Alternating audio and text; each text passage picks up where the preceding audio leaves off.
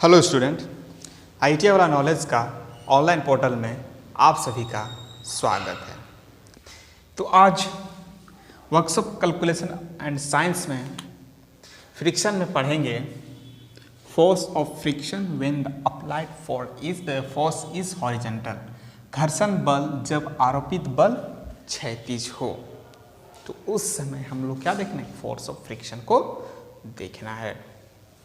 तो चलिए शुरू करते हैं आज का क्लास। फ्रिक्शन में force of friction when the applied force is horizontal. कोई भी अप्लाइड आरोपित बल क्या है, क्षैतिज हो। मान लेते हैं, क्योंकि फ्रिक्शन में शुरू से मैंने एक ब्लॉक को कंसिडर किया है। मान लेते हैं एक ब्लॉक है, क्या है, एक ब्लॉक। कोई चीज़ का भी ब्लॉक हो सकता है, ईंट का ब्लॉक हो सकता है या फिर कोई लकड़ी का। और ये क्या है, सरफेस में इसको हम रखे हुए हैं, ब्लॉक है और इसको हम सरफेस में रखे हुए हैं। तो हम लोगों ने क्या क्या इसमें किया था, अगर अप्लाइड फोर्स इस डायरेक्शन में है, जैसे हम P से डिनोट कर रहे हैं, तो जस्ट ऑपोजिट क्या होगा, फ्रिक्शन फोर्स होगा। तो उसका डायरेक्शन क्या होगा, इधर होगा। इसको हम लोग F से डिनोट करते हैं। और इसका जो वेट है, वेट एट स्टेशनरी जब स्थिर है तो वेट क्या होगा, नीचे होगा। इसको हम लोग W से डिनोट करते हैं। तो उसका नॉर्मल रिएक्शन जस्ट वेट के ऑपोजिट, नॉर्मल रिएक्शन इधर। इतना हम लोग समझ गए। तो इसको कैसे लिख सकते हैं, P is equal to F लिख सकते हैं और R is equal to W लिख सकते हैं। और हम लोगों ने पढ़ा था कोफिशिएंट ऑफ फ्रिक्शन, घर्षण बल के गुणांक में हम लोग क्या जानते हैं, mu equal to F by R। क्या जानते हैं हम लोग, mu equal to F by R।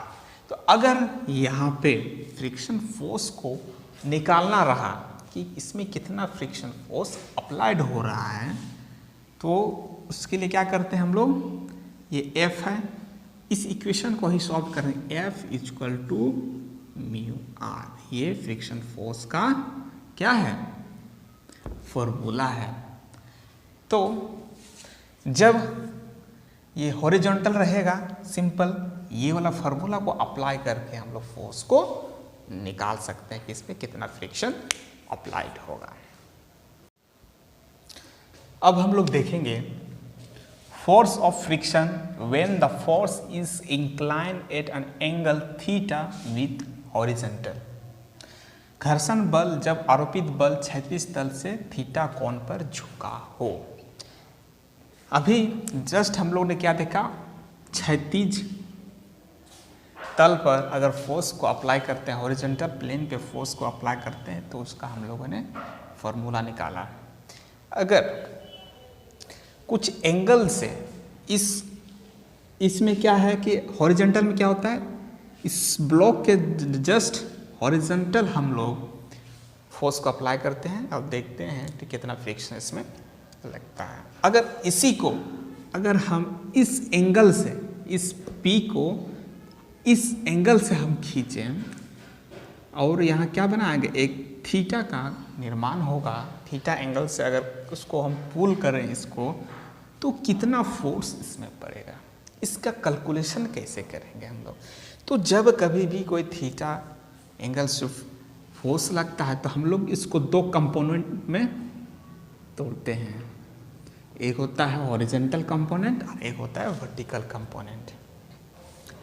तो जो एंगल बनता है उसके साथ हम लोग लिखते हैं P cos थीटा, और इस ऑपोजिट के साथ हम लोग लिखते हैं P sin थीटा। दो कंपोनेंट में हम लोग तोड़ते हैं, एक cos कंपोनेंट और एक sin कंपोनेंट। तो ये sin, इस कंपोनेंट को हम यहाँ भी रिप्रेजेंट कर सकते हैं। तो इसको यहाँ क्या लिख सकते हैं, P sin थीटा, इस कंपोनेंट को, जो कंपोनेंट है कंपैरिजन कर सकते हैं। अब बाकी सब तो जानते हैं, force of friction, weight, normal reaction. अब जस्ट हम लोगों ने पढ़ा F equal to mu R. हम लोगों ने क्या पढ़ा? F equal to mu R. तो इस कंपोनेंट पे ही हम लोग इस फॉर्मूला को लगाएंगे। हॉरिजॉन्टल कंपोनेंट जिस तरह हम लोग कैलकुलेट किए थे, ना कि इस कंपोनेंट को यूज करेंगे। एक्चुअली इस कंपोनेंट को हमने दो कंपोनेंट में बांट दिया, sign component and cos component. तो वर्क हमारा कॉस कंपोनेंट करेगा और पुल करने के लिए कॉस कंपोनेंट करेगा।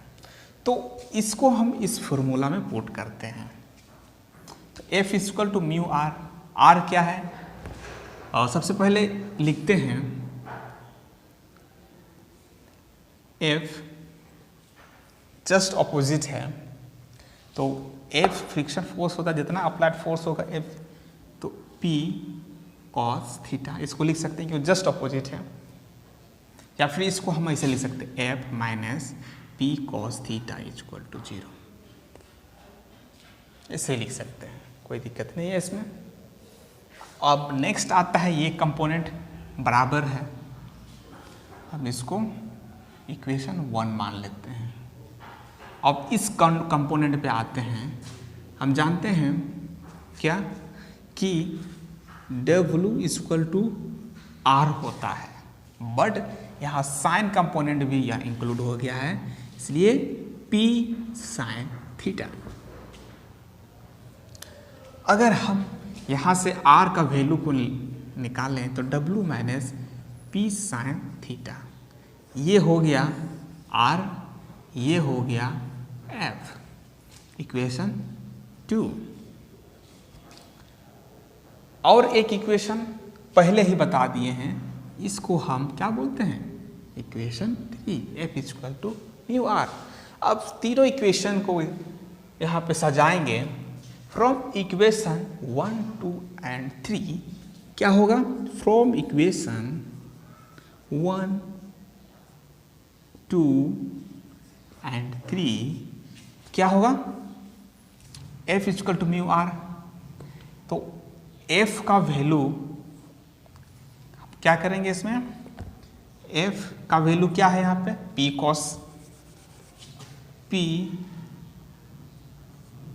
Cos theta equal to mu equal to R का वैल्यू क्या है? W minus P sine theta.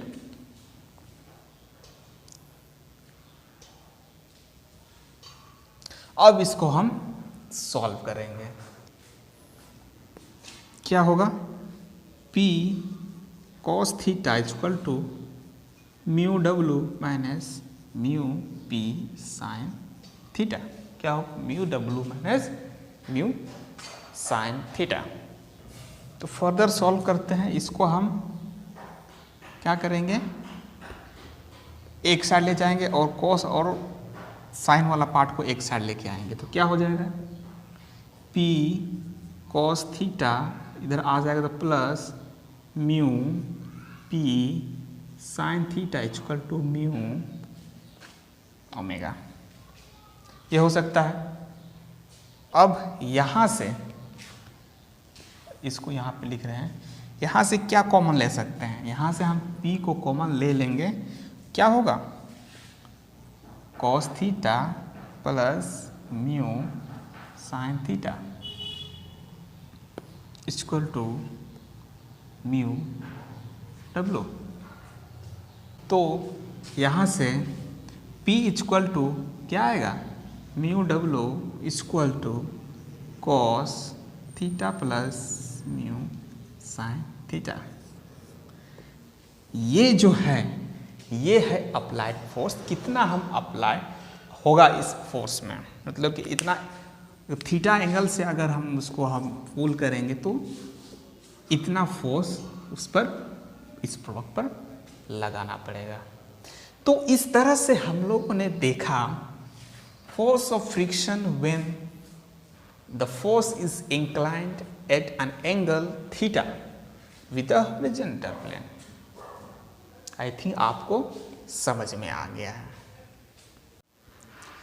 अब हम लोग देखेंगे एडवांटेजेस ऑफ फ्रिक्शन, घर्षण के लाभ। इसके दो साइड हैं, लाभ भी हैं और हानि भी है, एडवांटेज भी है और डिसएडवांटेज भी है। तो सबसे पहले हम लोग एडवांटेजेस को देखते हैं।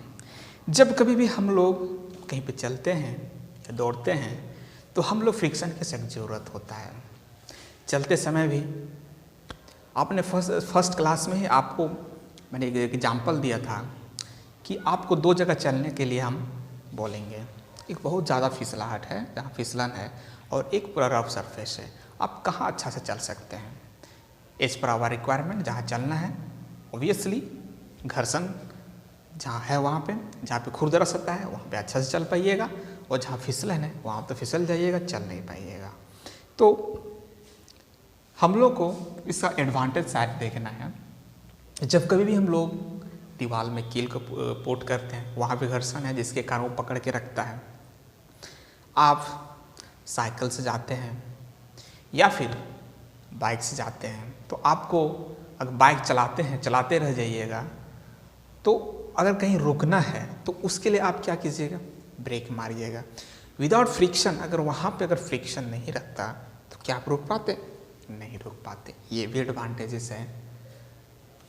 अगर आप एक कुआं में गए हैं और आपने बाल्टी से पानी निकाल रहे हैं तो आपको रस्सी तो खींचना ही पड़ेगा।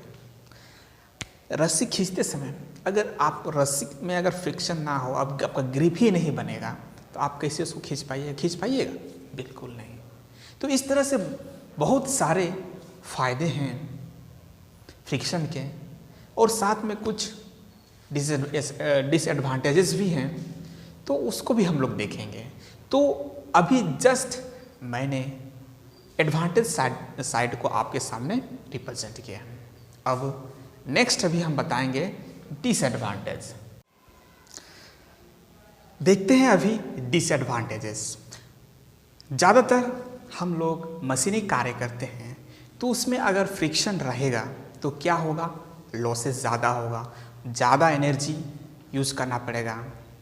तो जनरली हम लोग देखते हैं वहाँ पे हम लोगों को अगर फ्रिक्शन नहीं होगा तो ज़्यादा बेटर रहता है। तो उस जगह के लिए, उस मशीनों के लिए ये क्या है? डिसएडवांटेजेस है। तो अब अगला क्लास में हम लोग देखेंगे कि अगर मशीन में इस फ्रिक्शन को कम करना है तो उसके लिए क्या करना पड़ेगा। तो अगला क्लास इसी पे बेसिस रहेगा।